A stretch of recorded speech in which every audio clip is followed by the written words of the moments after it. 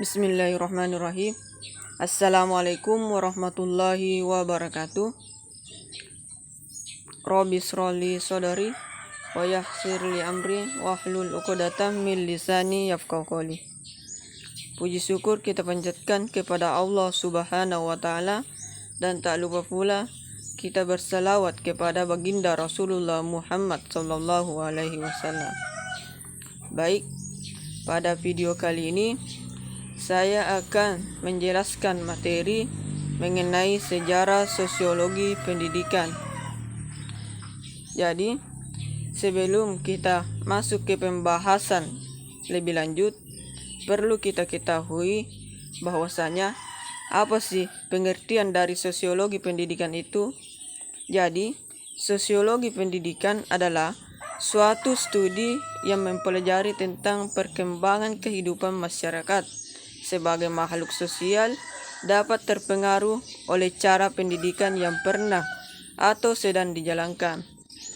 Studi ini lebih mempelajari sistem sekolah umum di masyarakat industri modern, termasuk perluasan pendidikan tinggi, lanjut, dewasa, dan berkelanjutan.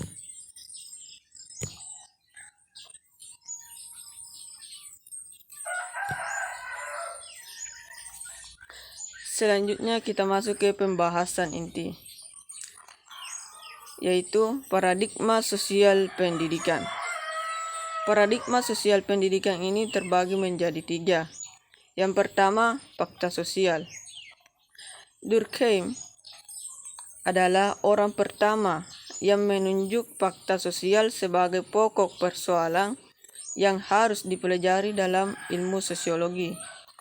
Menurut Durkheim, fakta sosial dipahami sebagai sesuatu yang berbeda dari dunia ide yang menjadi sasaran.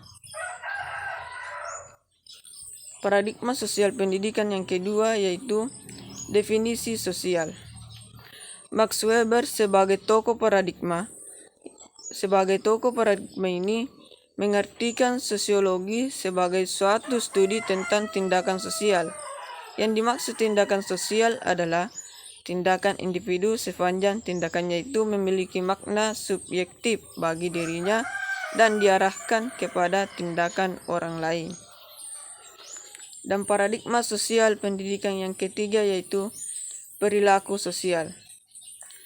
Tokoh perilaku sosial ini adalah B.F. Skinner yang memegang peran penting dalam pengembangan sosiologi behavior.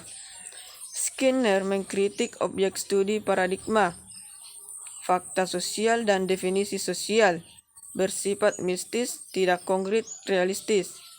Objek studi sosiologi yang konkret realistis adalah perilaku manusia yang nampak serta kemungkinan perulangannya.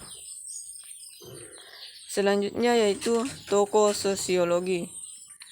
Nah, di sini ada 4 tokoh sosiologi. Yang pertama, Ibnu Khaldun, seorang sejarawan dari filsuf sosial Islam termuka asal Tunisia, sudah merumuskan suatu model tentang suku bangsa nomaden yang keras dan masyarakat halus bertipe menetap dalam suatu hubungan yang kontras. Yang kedua yaitu Herbert Spencer, ilmuwan Inggris yang menulis buku berjudul Principles of Sociology. Ia mengemukakan bahwa kunci memahami gejala sosial atau gejala alamiah itu adalah hukum evolusi universal. Gejala fisik, biologis, dan sosial itu semuanya tunduk pada hukum dasar tersebut. Yang ketiga adalah Auguste Comte. Ia adalah orang pertama yang mencetuskan nama sosiologi dalam bukunya Cours de Philosophie Positive yang terbit pada tahun 1834. Dalam buku ini, Comte secara kreatif menyusun sintesa berbagai macam aliran pemikiran, kemudian mengusulkan untuk mendirikan ilmu tentang masyarakat dengan dasar filsafat empiris yang kuat. Dan yang keempat yaitu Emile Durkheim.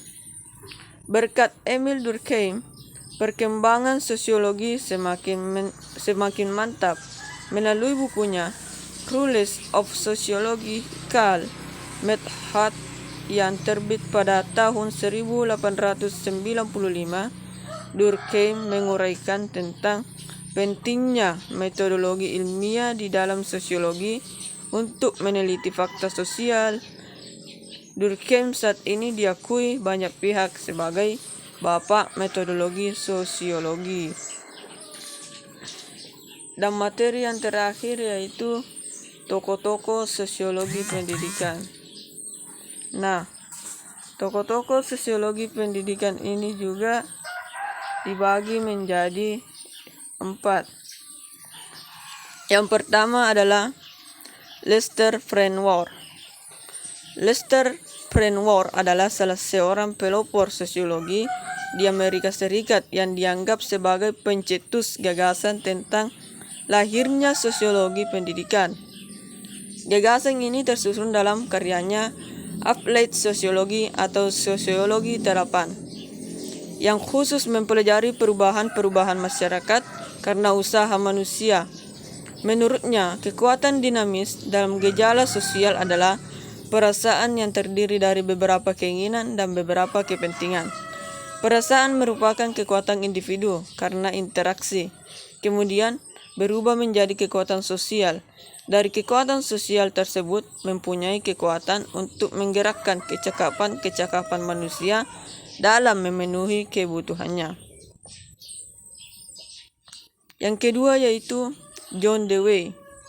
Gagasan Lester Fenwar tersebut dikembangkan oleh John Dewey, seorang tokoh pragmatis, ahli pendidikan dan sekaligus pelopor sosiologi pendidikan.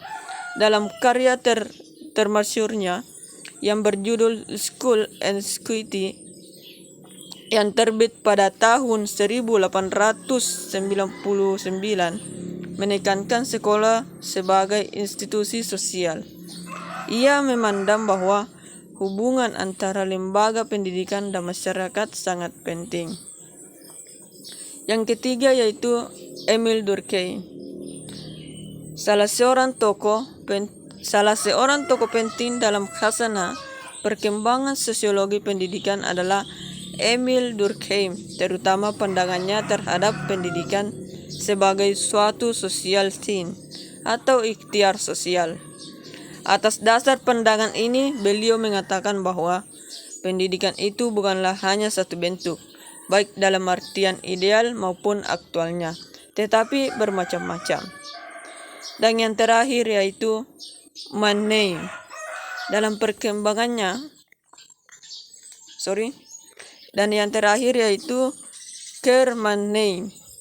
Dalam perkembangannya, Karl Mannheim sebagai sosiolog yang memasuki dan menekuni dunia pendidikan memandang bahwa pendidikan adalah sebagai salah satu elemen dinamis dalam sosiologi.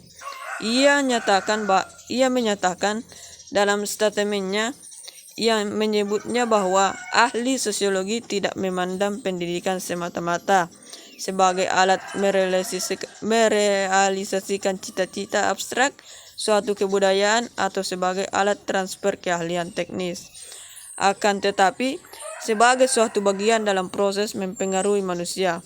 Terlebih lagi jika pendidikan dihadapkan kepada kecenderungan perkembangan masyarakat yang sangat beragam sesuai dengan tahap pertumbuhannya.